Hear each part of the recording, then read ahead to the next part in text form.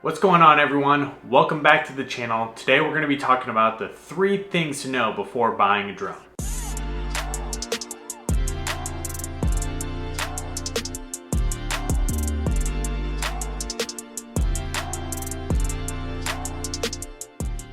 If you're new here, thanks for joining. My name is Andrew Card. I'm the owner of Pause Capture Crate, and I'm a photographer, videographer based out of San Francisco. In this channel, we will talk about photography and videography, tips and tricks, product reviews, and from time to time, you'll get my personal take on business, personal growth, or even some fun travel videos. Before we begin today, please take a moment to subscribe, share, leave a comment behind so that I can get a chance to meet you. Again, thanks for stopping in, but let's get going on this. As a creator, I completely understand what it feels like going out and capturing some badass footage from a drone and then bringing it back home to edit and add to the projects. The shots that you can get from above can add a whole new dimension to your video and definitely increase the value of your production. Also, not to mention, flying a drone is incredibly fun. If you haven't done it before, find a way to try it out. You will not regret it. However, buying a drone comes with some additional pieces of information to consider that are not packed neatly into the box. Whether you're an amateur looking to post some fun footage to Instagram or YouTube, or being able to capture the most professional footage you can sell or advertise, it is important to understand what you are getting into. The 3 things to know before buying are: what's your purpose behind a drone?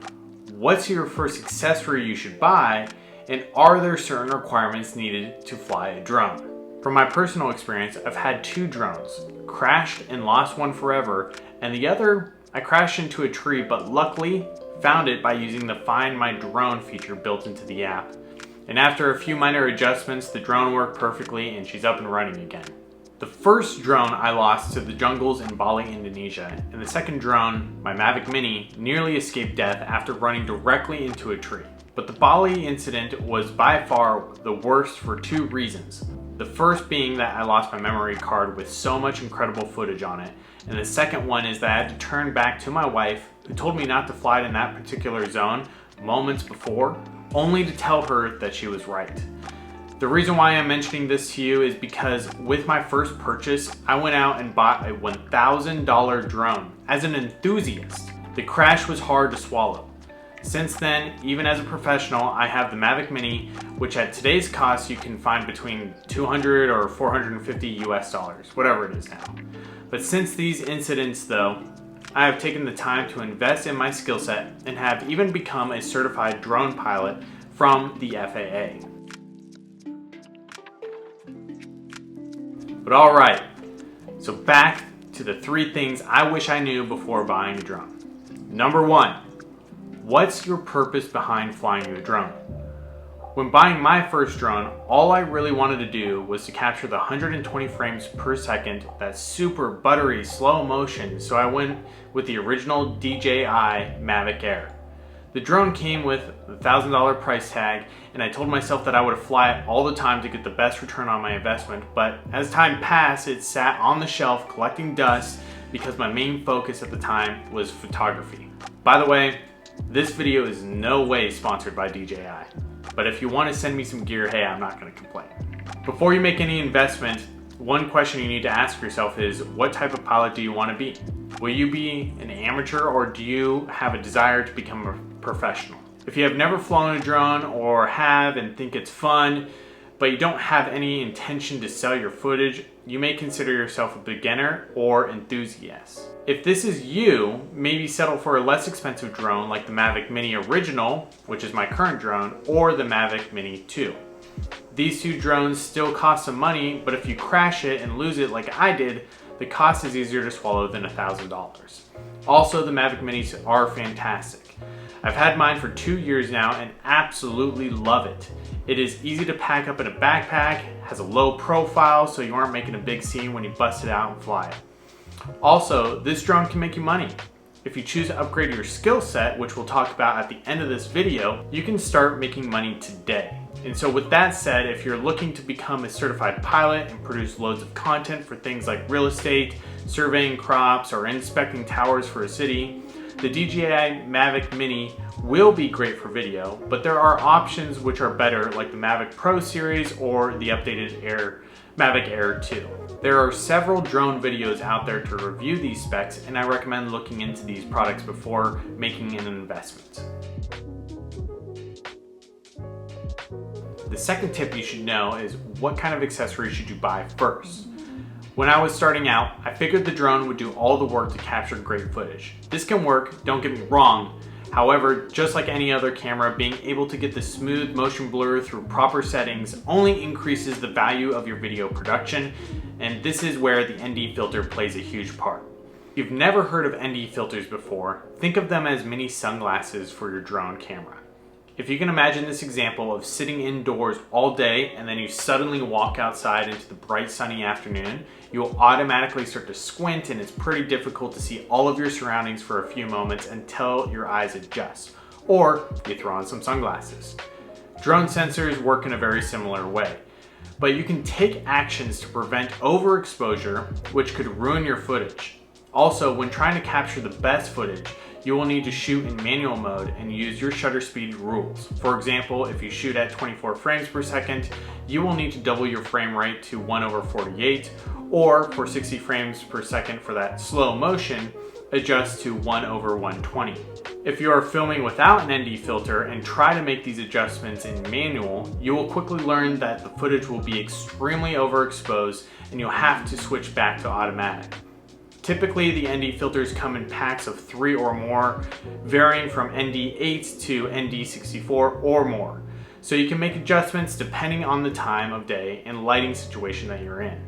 As a side note, a tool to use in combination with the ND filters is the zebra stripes. You can program this using most drones' internal app, and when the stripes appear in certain areas, the image is overexposed. By using the ND filter in zebras, you can easily correct and adjust your settings for smooth cinematic footage. The third and last thing to know in question before buying a drone is to consider, are there certain requirements to fly a drone? Yes, there are. According to the FAA, any drone that is equal to or exceeds 0.55 pounds needs to be registered with the FAA.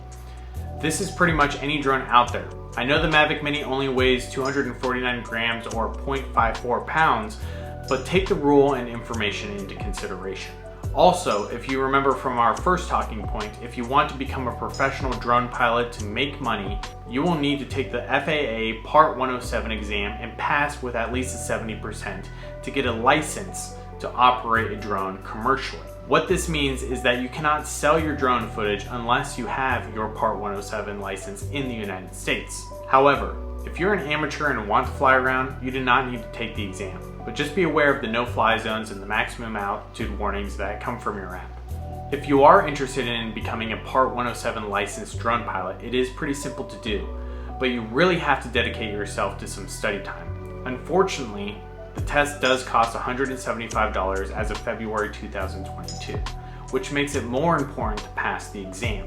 Now, just to let you know, I watched a few videos on YouTube that helped me understand the basics about the airspace, altitude, weather, and general flying, but what helped me the most was the 4-hour course from UDEMY taught by Britton Spader. The course name is called 2021 4-Hour FAA Part 107 Knowledge Test Prep for Drone Pilots. You don't need to pause the video right here. I'm gonna actually write that in the description below. But I recommend actually going to Udemy and finding that course and taking it.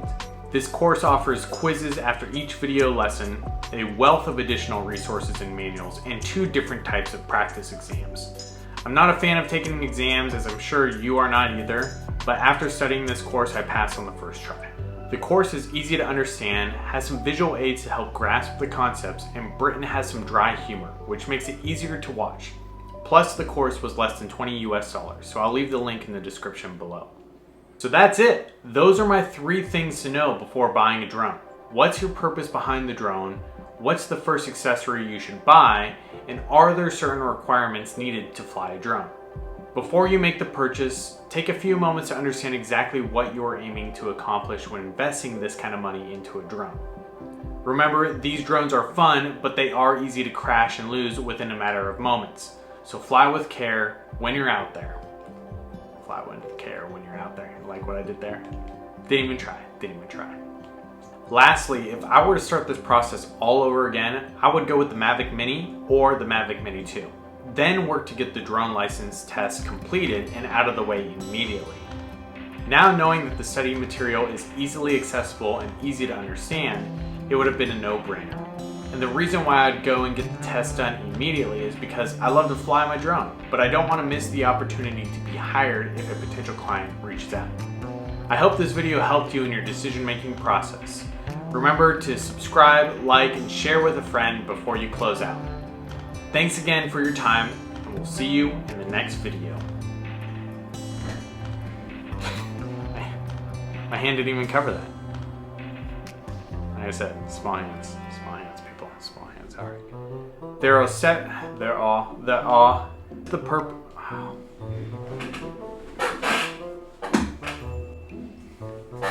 Oh man. At 2K.